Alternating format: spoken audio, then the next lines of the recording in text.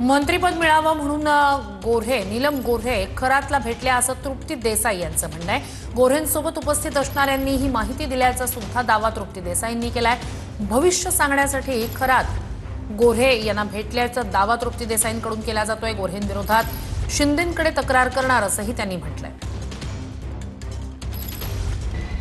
भोंदूबाबा अशोक खरात प्रकरणात रोज नवनवे कारनामे समोर येत असताना सामाजिक कार्यकर्त्या तृप्ती देसाईंनी खळबळजनक दावे केले। भोंदूबाबा खरात प्रकरणात तृप्ती देसाईंनी नीलम गोऱ्हेंवर गंभीर आरोप केले।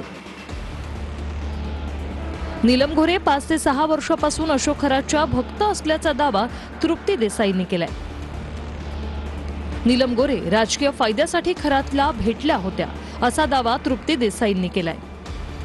नीलमताई गोरे या ज्या आहेत त्या 6 ते 7 वर्षापासून अशोक खरातच्या भक्त आहेत आणि अशोक खरातला जे आहे ते आमदारकी मिळावी म्हणूनही त्या कॉलेज रोडच्या ऑफिसमध्ये भेटायला गेलेल्या होत्या। तुम्हाला मंत्रिपद पाहिजे होतं म्हणून मंत्रिपद मिळावं यासाठी सुद्धा भविष्य बघायला तुम्ही खरातच्या कॉलेज रोडच्या ऑफिसमध्ये गेलेला होता।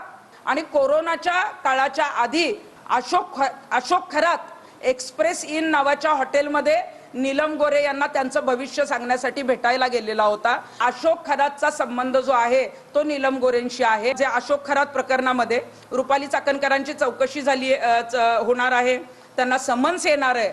मग आता नीलम गोरेंची चौकशी का करू नये?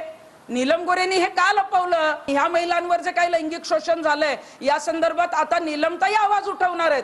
असं नीलमताईंची कुठली प्रेस नोट, असं कुठलंही निवेदन मुख्यमंत्र्यांना लेखी तक्रार का दिली नाही? त्यामुळे नीलमताई गोरे यांची सुद्धा या प्रकरणात चौकशी होणं गरजेचं